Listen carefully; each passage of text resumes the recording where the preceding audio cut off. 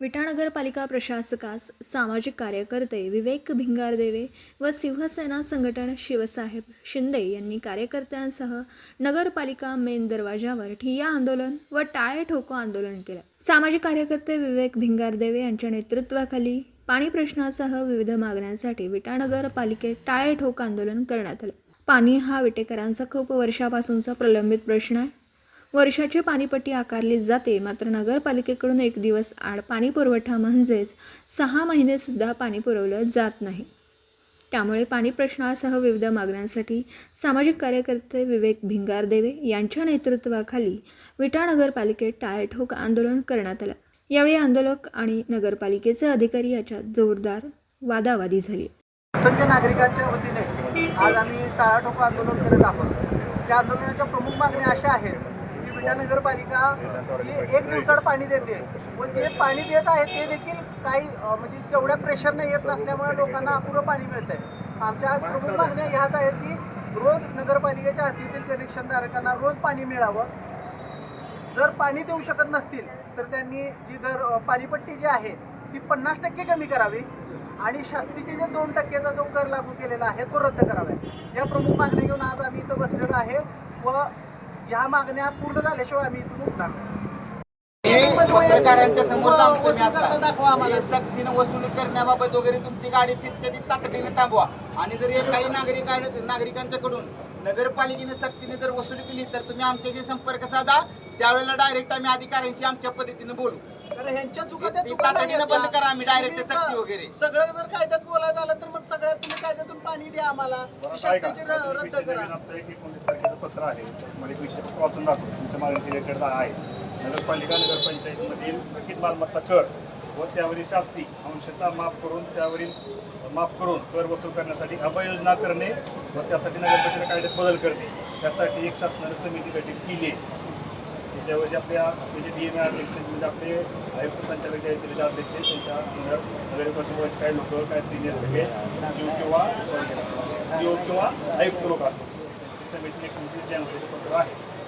ही समिती करून त्यांचा अहवाल सादर करणार, त्यानंतर कायद्यात बदल झाला शास्त्रामध्ये आपल्याला सूट देता येईल।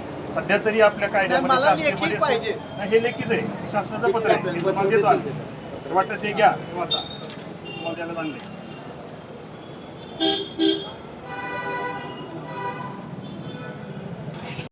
तुमचं काय वैयक्तिक आहे का? काही विशेष काय नाही। आज तुम्ही कर्मचारी आहे म्हणून आम्ही तुम्हाला प्रश्न विचारतोय। कदाचित तुम्ही कर्मचारी नसता तर तुम्ही या बाजूला उभा असता। त्यामुळं तुम्ही समजून घ्या, आम्ही ज्या तीव्रतेने बोलतोय त्या तीव्रतेने नागरिकांना त्रास होतो। मी ते सांगतो तुम्हाला की आता आम्हाला पण समजतंय हे तुम्ही म्हणताय बरोबर आहे की बाबा रोज पाणी मिळालं पाहिजे। जेव्हा आपली नवीन स्कीम रन होईल तेव्हा आपण ते सगळं द्यायचं, तोपर्यंत तुम्ही पाणीपट्टी कमी केली पाहिजे ना। पाणीपट्टी करण्यापेक्षा धोरणात्मक आहे, त्यामुळे त्याच्या विषयावर काय करू शकत नाही कळवावरती आपण कळवू शकता ना, कळवा ना वरती बाबा अशा शहरातून नागरिकांच्या तक्रारी आहेत म्हणून पाणी त्यांना दररोज आमच्याकडून मिळत नाही आणि आम्ही वर्षाची पाणपट्टी करतोय म्हणून आपण कळवू शकता ना। ते करा आपण, आम्हाला त्या पण पत्र द्या बाबा, आम्ही वरती कळवतोय। 100% आपल्या आम्ही पुढचा ना करू ना।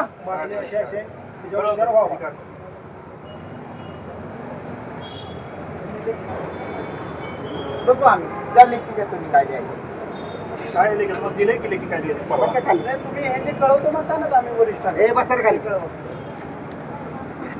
पाणीपट्टी कमी करा, पाणीपट्टी कमी करा, तोपर्यंत तुमची पाणीपट्टी कमी करणे हे धोरणात्मक निर्णय आहे, बरोबर? तुम्हाला ते माहिती आहे। CO साहेब जर लागू करू शकतात 2%ची तर हे रोज पाणी का सोडू शकत नाही? रोज पाणी सोडणे हे तरी तुमच्या हातात आहे की नाही? रोज पाणी सोडण्यासाठी तेवढं पाणी असं पाहिजे ना पर्याप्त। असं कसं 76% पाणी टक्के कळते म्हणून तुम्ही सांगताय? तेवढं पर्याप्त 60 लाख रुपये आम्हाला पाणी बिल येत आहे म्हणून आम्ही देऊ शकत नाही असं रोज सांगताय? पाणी सोडून पूर्ण एवढं जर पाणी असतं तर आपण का सोडणार नाही? सोडणार ना।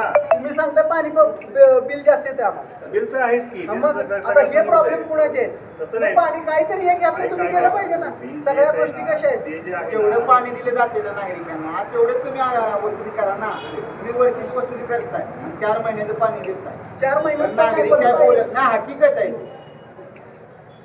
आता कसं आहे, भया बोलते त्यामुळे मी काय फार बोलत नाही, पण जर आम्ही जर सगळ्यांनी जर लक्ष घालायचं जर ठरवलं तर भरपूर मोठे आहेत नगरपालिका आणि विशेष करून पिण्याच्या पाण्याचा साधा विषय घ्या, बदल घडला पाहिजे। फोन केला तर प्राण साहेबांपासून सगळ्यांना केले, एकानेही फोन उचललेला नाही. त्यावेळी अशा परिस्थितीला नगरपालिकेचं उत्तर काय आहे मला सांगा. त्यावेळी जर एखादा मोठा जर असं नैसर्गिक आपत्ती आली तर काय करायचं? काय आता हाही पुत्र पकडायचं झालं नाही साहेब. मी स्वतः दुसऱ्या नुसतं दूर मारून येणं त्या दिवशी ज्या रात्री घडलं त्याच्यात सकाळी उठून दुसऱ्या कुत्रा 6:30 वाजता झालंय का विचारलं. दिवसभरातील घडामोडींचा आढावा घेण्यासाठी पाहत रहा N24 मराठी न्यूज चॅनल.